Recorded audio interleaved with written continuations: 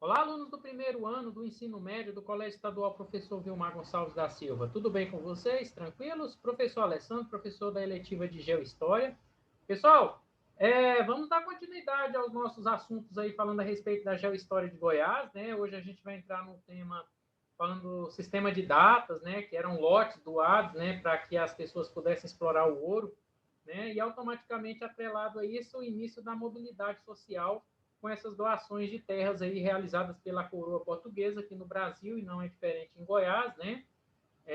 Para que pudessem ser feitas as explorações, tá? De acordo com Raimundo Faoro, né, em sua clássica obra Os Donos do Poder, era através do sistema de datas que se organizava a exploração do ouro, não só no Brasil, mas principalmente também aqui em Goiás, né, conforme aí o ordenamento jurídico da época, tá? Como o ordenamento jurídico estabelecia as doações dessas terras, tá? Assim que um veio, né, uma jazida de ouro era descoberta em uma região mineradora, imediatamente o superintendente das minas, que nós vimos nas aulas anteriores, né, ordenava que a região fosse medida e dividida em lotes para poder ter o início aí do processo de mineração. Cada lote, pessoal, ela tinha a medida de 30 por 30, né, braças, ou seja, uma braça tem 2,20 metros, ou seja, aproximadamente 66 por 66 metros, né, metros quadrados, ou melhor dizendo, em torno aí de 360 metros quadrados, mais ou menos, um pouco mais que isso, tá ok?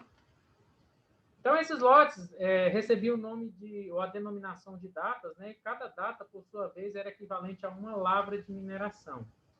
As datas elas eram distribuídas da seguinte maneira: o minerador responsável pelo achado escolhia a primeira data para si, um funcionário da Real Fazenda, né, pertencia aí o ministério responsável pela mineração na época da coroa portuguesa, escolhia a segunda data para o rei. O responsável pelo achado tinha o direito de escolher mais uma, tá? O rei não tinha interesse em explorar diretamente a sua data e ordenava que ela fosse leiloada entre os mineradores interessados em explorá-la, né?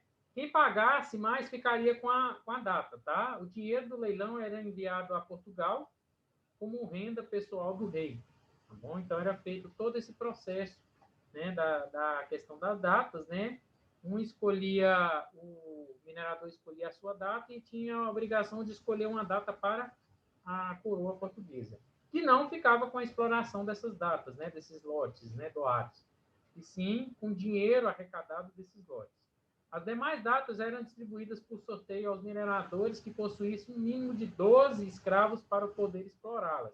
Então, só participava desse processo de distribuição por meio do sorteio, né, os exploradores que tinham que, no mínimo, 12 escravos para poder explorar a terra. Cada minerador tinha direito a uma única data por vez, né? Nós observamos aí que a atividade mineradora era extremamente intensiva em utilização de mão de obra, né? 12 homens trabalhavam junto em um espaço de apenas uma lavra, tá ok? Bom, em relação à mobilidade de Goiás, né, em Goiás, social em Goiás, diferentemente da economia canavieira, que tinha uma sociedade estamental, né, focada em um estado, a sociedade mineradora ela não era estática, ela não ficava fixa em um território, ela vagava em busca de veios, né, ou de locais onde tinham indícios de ouro. Então havia a possibilidade, mesmo que pequena, de mudança de classe social. Foi o início aí da mobilidade social no Brasil com a mineração. Por quê? Eles não ficavam fixos em um único território, eles estavam em busca da riqueza, do ouro, né? Existiam dois tipos de mineradores. O grande era o minerador de lavra e o pequeno do faiscamento.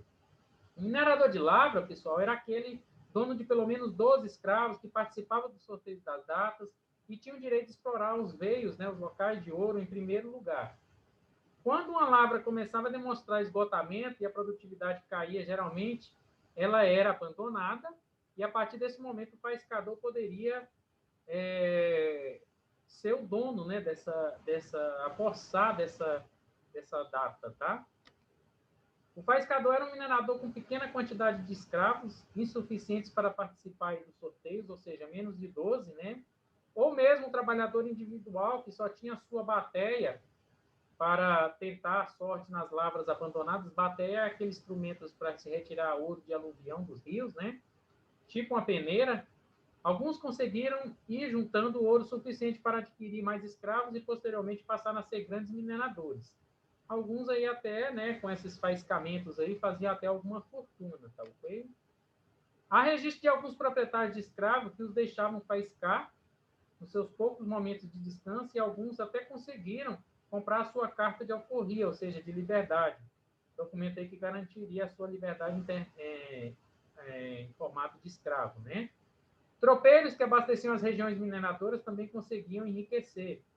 Então, a mobilidade social era pequena, a mobilidade social era pequena, não foi suficiente para desenvolver uma classe média. A classe social pressupõe uma grande quantidade de pessoas e o número daquelas que conseguiam ascender não era suficiente para isso, tá? Só se pode falar que em classe média no Brasil a partir da industrialização, não nesse período aqui aurífero, né, período da corrida do ouro, uma vez que essas pessoas elas não fixavam, né, nesses territórios. Bom, pessoal, basicamente a relação aí entre a busca do ouro por meio dos lotes doados pela coroa, que nós chamamos de datas, né, e a mobilidade social, é essa contradição aí, de não fixar em território, né, principalmente aqui em Goiás, nós tivemos aí as cidades, elas foram fundadas, praticamente todas foram fundadas justamente nesse ciclo do ouro, porque as pessoas migravam constantemente em busca dessa riqueza, ok? Desse minério tão apreciado, tão rico, tá ok?